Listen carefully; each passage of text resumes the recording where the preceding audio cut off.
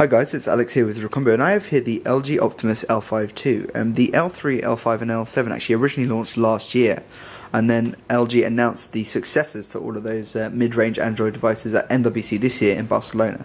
And this is the middle of the three. This is the L5 II, which has a fairly decent spec sheet, maybe lower than most of the competition, but nonetheless it still looks like a good mid-range phone on paper.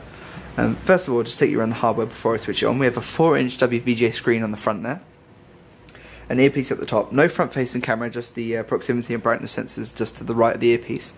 Down the bottom we have a back key and a menu key, which are two capacitive keys which are backlit. They'll only light up when you need them.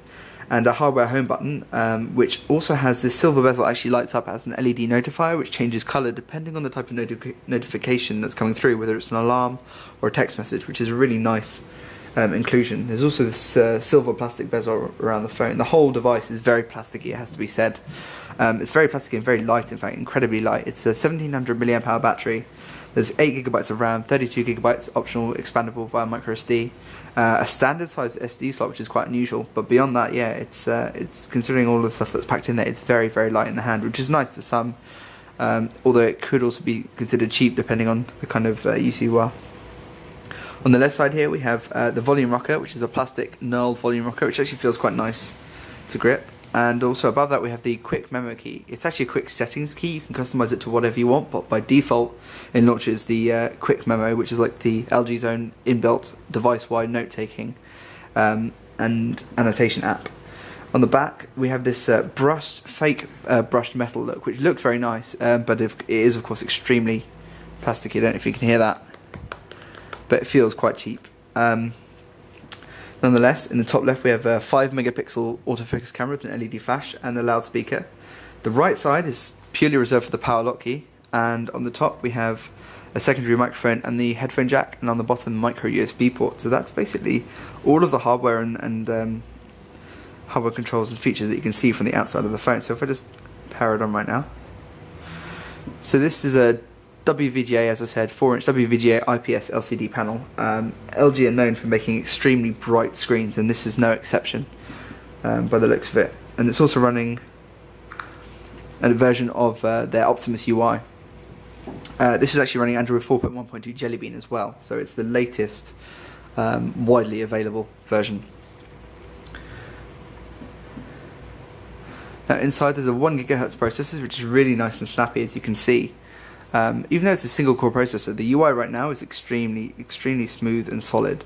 It'll be interesting to see how it fares once we've customized it a bit, added our own content, whatnot. But right now it feels really fast, surprisingly so considering the specs.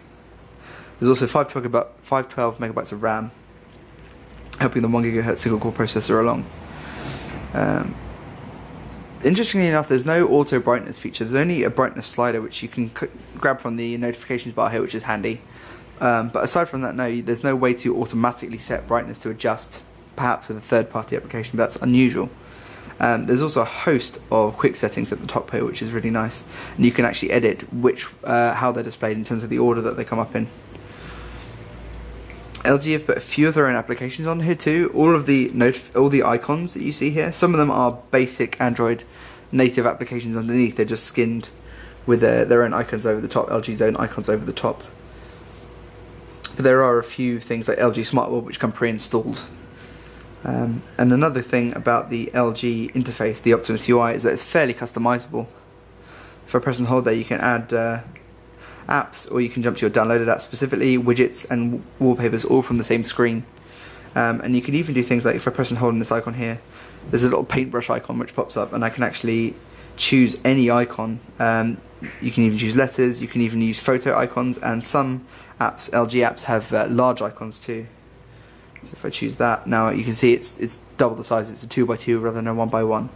So it seems like a very snappy device. It feels a little bit cheap, but it looks quite nice. That's a really quick look at the LG Optimus L5 II. If you've got any questions, drop us a line down below, and check back at recombo.com to see more on this great device and many others. Thanks a lot.